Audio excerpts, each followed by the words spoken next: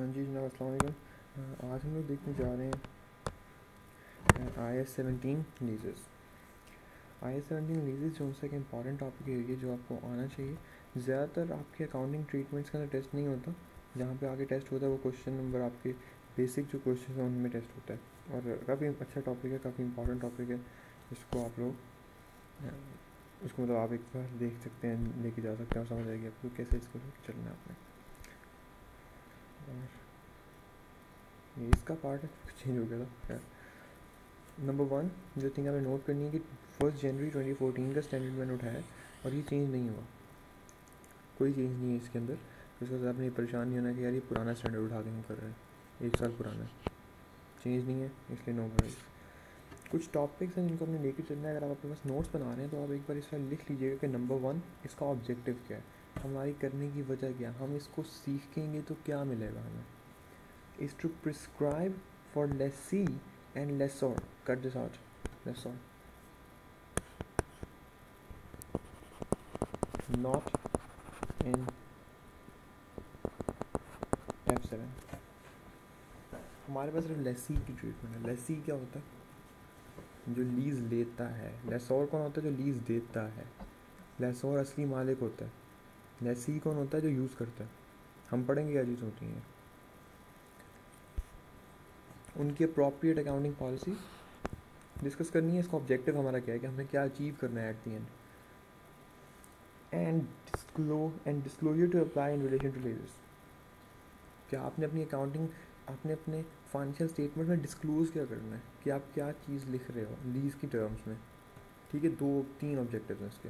हमारे लेसी को लेके अपने अकाउंटिंग पॉलिसीज़ देखनी है और उसके रिलेशन देखने। इनफैक्ट दो हैं। नंबर 2 आप इसका क्लासिफिकेशन प्रोसेस देखते हो, उसको क्लासीफाई कैसे करते हैं। When the risks and rewards incidental to ownership lie with the lessor or the lessee. So the word is or, क्या मतलब है? रिस्क्स एंड रिवॉर्ड्स ट्रांसफ़र हो जाए लेसोर से लेसी को तो टर्म किसकी हो जाती है लीज? वो एसेट किसका हो जाता है? लेसी का हो जाता है। और अगर वो लेसोर के पास ही रहती है तो एसेट लेसोर का होता है। पढ़ेंगे इसको क्या होता है। अगर लीज क्लासीफाई करते हैं हम एज ए फाइनेंस लीज तो क्या मतलब है इसका कि आपने सारे के सारे ट्रांसफ़र कर दिए क्या, रिस्क एंड रिवॉर्ड्स किसको? टू लेसी। आपने लेसी को सब कुछ ट्रांसफ़र कर दिया, ये होती है फाइनेंस लीज। और operating lease does not transfer, I am sorry, all the risk and rewards incidental to ownership. मतलब यहाँ पे ये एसेट किसका रहता है? Stays with the lessor. मज़े की बात है, ये चीज़ याद रखनी, रूल है। Finance, in a finance lease all the substantial transfer of risk and reward is done to the lessee, and in an operating lease the substantial risks and reward of ownership stays with the lessor। Rule है, definition है, जिस तरह आपको easy लगे आप उस तरह इसको लेके चल सकते हैं, हम उसके हिसाब से इसको चलाएंगे। टाइप्स देखनी, कौन सी टाइप्स हैं, कितनी टाइप्स हैं, अभी हम डिस्कस कर चुके हैं यहाँ पे। हमने क्लासिफिकेशन प्रोसेस देख लिया इसका, यहाँ पे हमें पता चल गया कि क्या होती है। लेके चलते हैं ऑपरेटिंग लीज। ऑपरेटिंग लीज के अंदर हमारी पहली लीज है लीज पेमेंट्स। यहाँ पे बात करें फाइनेंशियल स्टेटमेंट्स के अंदर, leases and financial statements of lessees. यहाँ पे आप देखें लेसी, ये वर्ड लेसी है। अगले पेज में अगर मैं आपको ले जाऊँ तो ये लेसोर का पार्ट है, इसको मैंने काट दिया और मैंने आपको बताया कि this is not a part of F7, it is a part of P4। Good, ठीक हो गया। तो lease payment under an operating lease, operating lease कौन सी लीज होती है? इसके हम क्वेश्चन कल इंशाल्लाह करूँगा, मैं आपको इंशाल्लाह का क्वेश्चन करके और आपको इंशाल्लाह मैं कल तक भेज दूँगा। तो इसके अंदर क्या होता है कि ऑपरेटिंग लीज के अंदर आप सिर्फ एक पेमेंट करते हो। जैसे आपने उधार किसी से चीज़ ले ली है और आपने शायद just say for the sake of argument कि आप किसी से एक लैपटॉप लेके आते हो और आप उसको कहते हो यार मैं हर मंथ आपको $100 पे कर दूँगा, मैं आपको 1 साल तक पे करूँगा, फिर आप मेरे से ये लैपटॉप उठा के ले जाइएगा। Rent a car is an example, आप रेंट ए कार लेते हो, वो आप ऑपरेटिंग लीज की बेसिस पे ले लेते हो। रेंट ए कार आप किसकी बेस पे लेते हो? ऑपरेटिंग लीज बेसिस पे। रेंट ए कार, पता है ना आपको किस तरह होता है, काम चलता है, जितने दिन के लिए आप चाहिए आप उतने दिन के लिए गाड़ी चला सकते हो। डेली बेसिस पे पेमेंट करनी है, वीकली बेसिस पे, मंथली बेसिस पे। गाड़ी की लाइफ कितनी होती है? गाड़ी की लाइफ कितनी होती है? 10 साल भी चल सकती है। हमारे एवरेज की प्रॉपर जो नॉर्मल कार है वो 6 साल चला देती है, जैसे for the sake of argument को 6 साल चलाती है। तो उस 6 साल के अंदर आप कितना टाइम यूज़ करें उस कार को, रेंट ए कार से लेके 1 साल, बस। साल भी नहीं यूज़ करता कोई बंदा, 2 महीने 3 महीने यूज़ करते हैं। तो जो मैक्सिमम अमाउंट ऑफ आपका जो पीरियड ऑफ टाइम है, the life of an asset is so big that you can not use it on it's on. आप उसको थोड़ा उसका पोर्शन यूज़ करते हो, आप उसके 6 साल के अंदर सिर्फ 2 महीने यूज़ करते हो गाड़ी को, तो आप उसको फाइनेंस लीज नहीं कन्वर्ट कर सकते, आप उसको ऑपरेटिंग लीज रखोगे। तो ये रेंट ए कार एक एग्जांपल है, जो आप कार्स को याद करेंगे यार उसकी लाइफ 6 साल है। जब भी क्वेश्चन आपसे पूछा जाए वो आपसे ये नहीं कहेगा यार this is an operating lease, आपसे कहेगा यार कौन सी लीज है, इसकी अकाउंटिंग स्टेटमेंट बताओ, और आप कहोगे यार ओहो भूल गया। तो rent a car is an example जिससे आपको हमेशा याद रहेगा कि operating lease rent a car वाली होती है। तो इसमें वो कहेगा कि lease payment under another operating asset shall be recognised as an expense. वाह, आप इसको रिकग्नाइज करेंगे अपनी बैलेंस शीट के अंदर, हम सॉरी क्या चीज़ है, as an expense on a straight line basis. इसको आपने एक्सपेंस रियलाइज कर देना over the lease term under another systematic basis is more proper time based on the users benefit. एक बहुत बड़ी चीज़ जो फाइनेंस लीज डिस्क्राइब करती है, फाइनेंस लीज कैसे पता चलती है कि फाइनेंस लीज हो रही है? एक होती है ट्रांसफर ऑफ ऑनरशिप, ऐसा ही है ना, और दूसरी चीज़ होती है, क्या होती है, क्या अंदाजा? हाँ, लाइफ ऑफ एन एसेट। मैं पहले डिस्कस कर चुका था, मैं हिंट दे चुका हूँ आपको इस बात का, life of the asset itself. कैसे?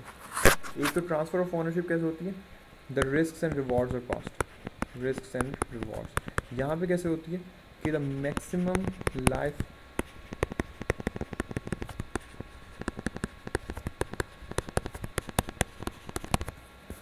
आप मैक्सिमम लाइफ उसकी यूज़ कर लेते हो। अगर गाड़ी की लाइफ 6 साल है, आप 5 साल यूज़ करते हो, आप उसको फाइनेंस लीज कंसिडर करोगे। और at the time of it disposal आप समझो कि यार कंपनी ने एक लीज़ ली, जो कि लीज़ उसमें से 20 साल की प्रॉपर्टी में से 18 साल यूज़ कर रहे हैं, और उस 18 साल के बाद वो बाकी के 2 साल भी यूज़ करके उसको 20 साल के बाद उसकी ओनरशिप खुद ले लेते हैं। Finance lease. अगर आपने एक बिल्डिंग ली 20 साल की उसकी लाइफ है टोटल, जिसमें से आप सिर्फ 1 साल यूज़ करो, उसके बाद तो यार हमने आगे नहीं लिखी, चलो क्या होती है वो ऑपरेटिंग लीज होती है। ये एक फ़र्क है, ये फाइनेंस लीज की बात कर रहा हूँ मैं यहाँ पे। क्लियर है? ऑपरेटिंग लीज से क्लियर आपको? इसको हम क्वेश्चंस लेके चलूँगा, मैं इसको क्वेश्चंस भी आपको कराऊंगा। मैं चाह रहा था मैं इसको एक ही रिकॉर्डिंग में कर दूँ क्वेश्चन और आंसर्स को, फिर मैं सोचा कि यार आप लोगों के लिए इतना प्रॉपर नहीं रहेगा कि आप लोग उसको कैसे एब्जॉर्ब करेंगे सब कुछ। लिए एक बार इसका नॉलेज ले लें, उसके बाद इसके क्वेश्चंस मैं इंशाल्लाह आपको मैं कल ही इसके साथ अकॉर्डिंगली अगले दिन ही भेज दिया करूँगा। अगर जिस भी स्टैंडर्ड के हमने क्वेश्चंस करने उसको अकॉर्डिंगली मैं अगले साथ ही लेके चल पड़ूँगा। फाइनेंस लीज की बात करते हैं।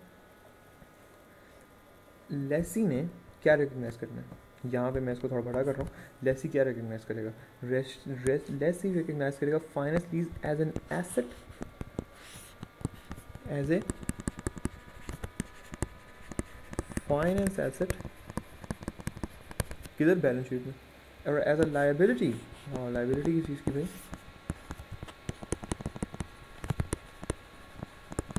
Finance liability. इजी है, या फिर रिकग्नाइज करनी है। in their statement of financial position of an equal amount of the fair value of the leased property of its lower, ये सब चीज़ आपने देख लेंगे क्या होगा। द डिस्काउंट रेट, आपने डिस्काउंट रेट भी यूज़ करना है, आपको याद है डिस्काउंट रेट क्या होता है? अगर आपको याद नहीं है तो आपने F9 सही तरह नहीं पढ़ा। और मैं मुझे जहाँ तक याद है मैंने आपको चैप्टर 3 भेज दिया था, आपको पता होना चाहिए डिस्काउंट रेट क्या होता है, और आपने नहीं सुना तो आपकी गलती।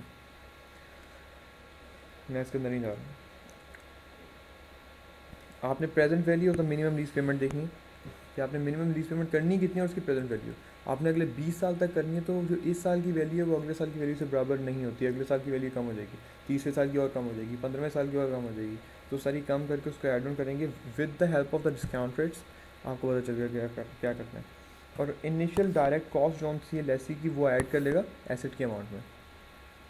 कोई भी जैसे कॉन्ट्रैक्ट फीस हो गई या कोई ऐसी चीज़ है वो कहाँ जाके ऐड हो जाएगी, एसेट की लाइफ में, सब कुछ यहाँ पे ऐड करना है आपको। ठीक हो गया?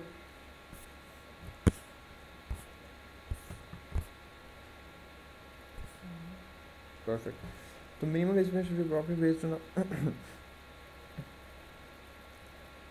उसके जो कंटेंजेंट रेंट्स होते हैं, कंटेंजेंट रेंट्स कौन से होते हैं, कभी कभी आते हैं कोई एक्स्ट्रा, आपने पूरी बिल्डिंग ली हुई है उसके अंदर बिल्डिंग के अंदर से आपने नंबर 20 फ्लोर्स की बिल्डिंग है जिसमें से 19 फ्लोर्स आपके हैं, 1 फ्लोर जो से वो खाली पड़ा हुआ है, आप वो भी ले लेते हो, आपको यार वो 2 महीने के लिए चाहिए, हम लोगों ने अपनी एनुअल जनरल मीटिंग करवानी है, वो जो सी वो प्रॉपर एक्सपेंस है, उसको आपने फाइनेंस लीज कंसिडर नहीं करना, वो सिर्फ एक्सपेंस काट के ख़त्म कर दो उसे। अब फाइनेंस लीज के अंदर आप क्या करते हो, आप अच्छा फाइनेंस लीज में क्या करते हैं आप, क्या चीज़ कोई चीज़ रिकग्नाइज करते हैं अपने फाइनेंस में, एसेट रिकग्नाइज करते हैं, और जैसे ही आप एसेट रिकग्नाइज करेंगे क्या हो जाएगा, डिप्रिसिएशन देनी पड़ेगी, ऐसे ही डिप्रिसिएशन आपको चार्ज करनी पड़ती है। उसके अंदर फाइनेंस एक्सपेंस भी वो किधर से आएगा, फाइनेंस एक्सपेंस क्या है भाई, आपकी इनकम स्टेटमेंट के अंदर अगर आपको याद हो आपकी सेल्स होती हैं, आपकी कॉस्ट ऑफ सेल्स होती है, उसको आपको माइनस करना है, उसके नीचे आपके पास आती हैं आपकी इनडायरेक्ट कॉस्ट, डिस्ट्रीब्यूशन कॉस्ट, और यहाँ पे आपके पास आती है फाइनेंस कॉस्ट। अगर आपको फॉर्मेट याद नहीं है तो आप प्लीज़ याद कर लीजिए, ऐसे नहीं है याद की हो जाएगी आपके साथ। इधर ग्रॉस प्रॉफिट है, ठीक है, ये जीपी है, यहाँ पे ये पार्ट जो मैं कह रहा हूँ it give rights of finance expense. ये फाइनेंस एक्सपेंस कौन सा है, this is based on the I am sorry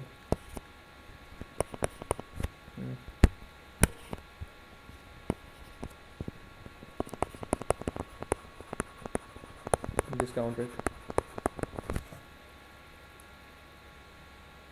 आज के पैसे की वैल्यू कल के पैसे की वैल्यू से बराबर नहीं होती, तो ये फाइनेंस कॉस्ट है। So the depreciation policy for the depreciable leased asset should be consistent with the depreciation that are owned and depreciation recognized should not be calculated under the IAS 16। depreciation calculate करनी आती है आपको, I hope आती है, IAS 16 cover किया हमने, आपको आनी चाहिए। और IAS 38 अगला टॉपिक है जो मैं कवर करने जा रहा हूँ, उससे आपको वो भी आ जाएगा। मगर हम जब आप लाइबिलिटीज़ और उनकी बात करते हो तो फिर आपको इतना इशू नहीं आएगा, क्योंकि इनटेंजिबल एसेट्स के अंदर आपने जो बात करनी है वो इनटेंजिबल एसेट्स की करनी है। तो हम जो फाइनेंस लीज वगैरह करते हो वो आप टेंजिबल्स की करते हो मोस्टली, और मतलब कि जो बहुत कॉमन है वो बहुत, मैंने नहीं अभी तक ऐसा कोई क्वेश्चन देखा जिसमें आप इनटेंजिबल एसेट की फाइनेंस या ऑपरेटिंग लीज करते हो। पॉसिबल नहीं है, I don't think is possible. If there is no reasonable certainty that the lessee will obtain ownership by the end of the lease term, then the asset should be fully depreciated over the shorter lease term and its useful life। ये आखिरी sentence क्या कह रहा है, बड़ा मज़े का sentence है, यहाँ से लेके यहाँ तक।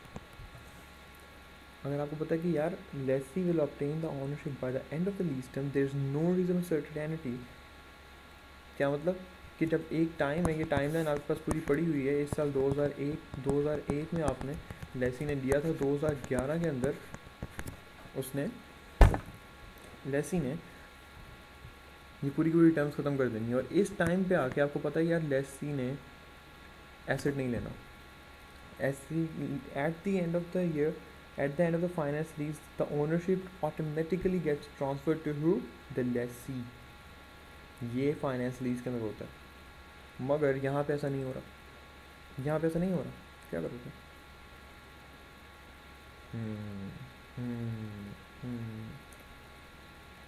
तो आपने उसको कहना है कि यार इसकी टोटल लाइफ 10 साल है, इसके आगे कोई और लाइफ नहीं है, और इसकी जो जितनी भी डेप्रिसिएशन है वो 10 साल के अंदर अंदर कैलकुलेट करो।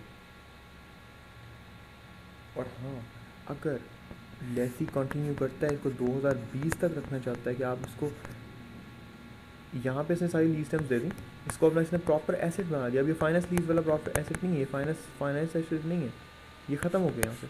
2011 तक आपने लीज पेमेंट्स करके पूरा का पूरा एसेट ख़त्म कर दिया। अब ये जो सारी टर्म है ये नॉर्मल एसेट है, और डिप्रिसिएशन फिर पूरे 19 साल तक बनेगी, इतने साल तक नहीं बनेगी। हाउ क्लियर हो गया होगा, नहीं भी होता तो मसला ये बात नहीं, हो जाना चाहिए, इतनी कोई मुश्किल चीज़ नहीं है।